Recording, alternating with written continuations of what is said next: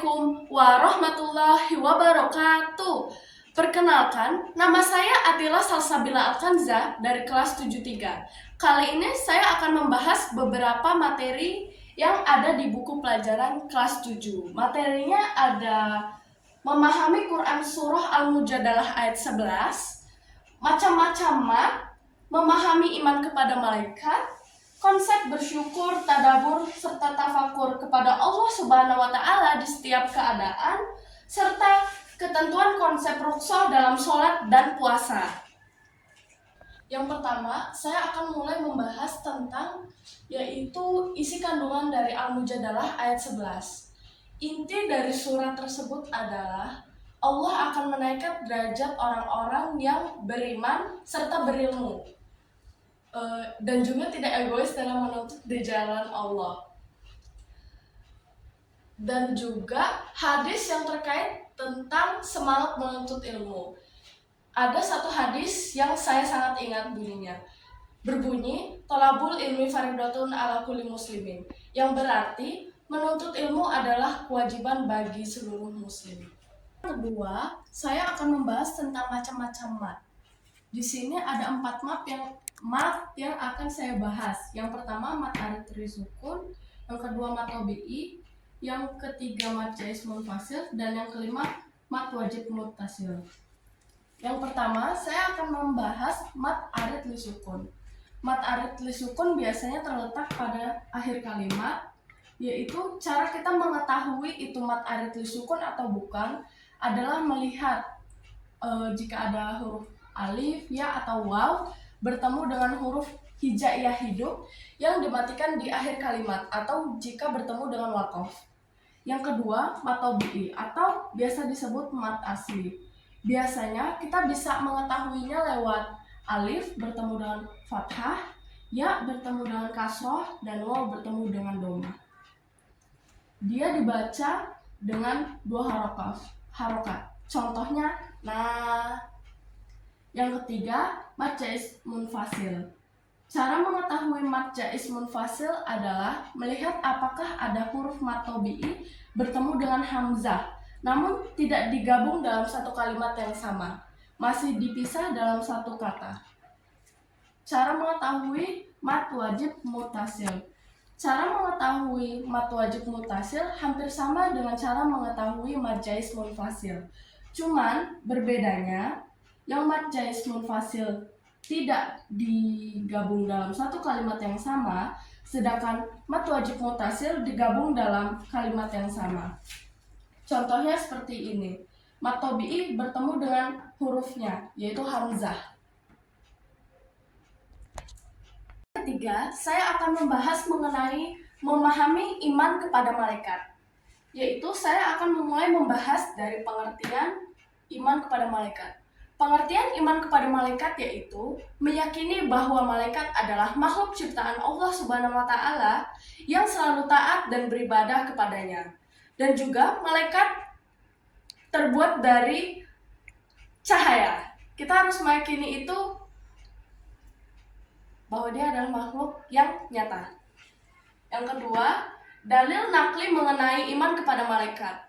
Contohnya yaitu ada di surah Al-Baqarah ayat 285 yang membunyikan bahwa malaikat adalah makhluk ciptaan Allah yang harus kita yakini. Yang ketiga adalah asal-usul penciptaannya. Malaikat harus kita yakini bahwa terbuat dari cahaya. Yang keempat, sifat malaikat. Sifat malaikat yaitu selalu taat beribadah, selalu berzikir, selalu taat kepada Allah Subhanahu wa Ta'ala, dan tidak pernah melawan kepada Allah Subhanahu wa Ta'ala, serta tidak durhaka kepada Allah Subhanahu wa Ta'ala. Yang kelima, perbedaan malaikat dengan manusia. Perbedaan malaikat dengan manusia ini yaitu kelihatan besar sekali ya. Kalau manusia ada yang jahat, ada yang baik. Kalau malaikat ya jelas baik semua ya. Yang keenam, tugas daripada beberapa malaikat, yaitu ada malaikat Jibril yang tugasnya menyampaikan wahyu, ada malaikat Israil yang tugasnya mencabut nyawa, ada malaikat Ridwan yang tugasnya menjaga pintu surga, dan ada malaikat Malik yang tugasnya menjaga pintu neraka.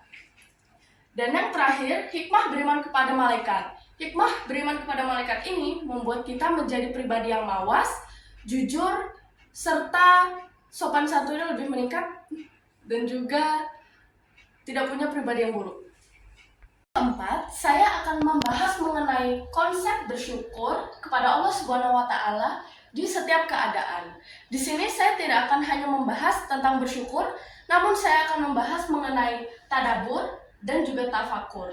Dalil nakli dari bersyukur ada di surat Ibrahim ayat 7. Pengertian daripada bersyukur adalah di mana kita berterima kasih kepada Allah Subhanahu wa Ta'ala atas rezeki yang diberikannya secara melimpah. Dan juga kita harus menerapkan konsep bersyukur ini dalam kehidupan sehari-hari. Seperti tidak mengeluhkan apa yang terjadi atau apa yang rezeki yang dikasih oleh Allah Subhanahu wa Ta'ala. Dan juga dengan cara seperti bersedekah, berbagi nasi kotak, dan daripada lainnya. Selanjutnya, saya akan membahas melalui tadabbur. Tadabbur ini kita yaitu berterima kasih sama Allah juga sih, cuman melalui jalan yang berbeda. Tadabbur ini berterima kasih kepada Allah atau ya mengasihi Allah dalam jalannya, mematuhi Allah dengan jalannya melalui jalan yang berbeda. Tadabbur ini lebih melalui lisan ya, atau membaca Al-Quran. Dengan tadabbur ini kita bisa lebih mengerti makna ayat-ayat Al-Quran yang diturunkan oleh Allah Subhanahu wa Ta'ala. Dalil naklinya ada di surah Al-Syad ayat 29. Tadabbur ini bisa kita terapkan kayak membaca Al-Quran tiap hari, murojaah, dan memperbaiki lisan-lisan yang sering kita ucapkan buruk ya. Manfaat mempelajari tadabbur ini ya yang tadi saya bilang bisa memperlancar lisan di Al-Quran, bisa memperbaiki lisan, serta bisa menambah pahala ya. Selanjutnya tafakur. Tafakur ini berbeda dengan tadabbur walaupun akhirannya sama-sama dengan Tafakur ini melalui pikiran. Dia membayangkan seperti Allah menciptakan semesta ini bagaimana, menciptakan matahari bagaimana, dan lain-lainnya ya, yang kalau kita pikirkan secara logika atau sains itu tidak mampu ya. Dalil nakli daripada tafakur ini ada di surah Al-Imran ayat 199. Hikmah kita menerapkan sikap tafakur dalam kehidupan sehari-hari adalah membuat kita jadi berpikir, aduh Allah ini maha dahsyat banget ya. Jadi bisa meningkatkan wawasan kita juga, bisa meningkatkan pikiran kita juga, dan juga lain-lainnya deh, pokoknya yang baik-baik. Juga pikiran kita jadi pikirannya pahala terus, Allah terus. Terakhir, saya akan menjelaskan mengenai ketentuan konsep rukhsah dalam sholat dan puasa ya. Ketentuan konsep rukhsah dalam sholat atau puasa ini, pertama saya sebutkan dalil naklinya dulu. Dalil naklinya ada di surah Al-Baqarah ayat 185. Dan pengertian daripada rukhsah ini adalah kemudahan atau keringanan yang diberikan oleh Allah Subhanahu wa Ta'ala dalam menjalankan ibadah, tidak hanya dalam berpuasa ataupun sholat, namun terkandung juga dalam zakat dan juga haji. Ketentuan rukhsah dalam sholat yang pertama itu jika kita tidak bisa bangun, pokoknya kita tidak bisa bergerak sama sekali, bahkan bisa melalui pupil atau bola mata. Selanjutnya, ketentuan konsep rukhsah dalam puasa. Kalau dalam puasa ini, ketentuannya yaitu kita bisa tidak puasa ya di hari itu, namun kita wajib menggantinya di hari lain.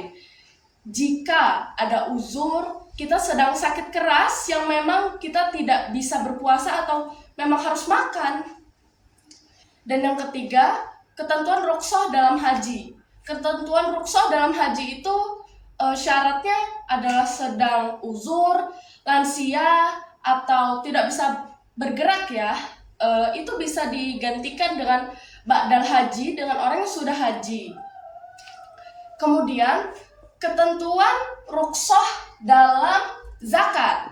Zakat ini dia bisa ditunda dalam hari itu, namun wajib dibayar jika sudah ada rezekinya ya. Seperti ya menunda zakat. Sekian, terima kasih. Wassalamualaikum warahmatullahi wabarakatuh.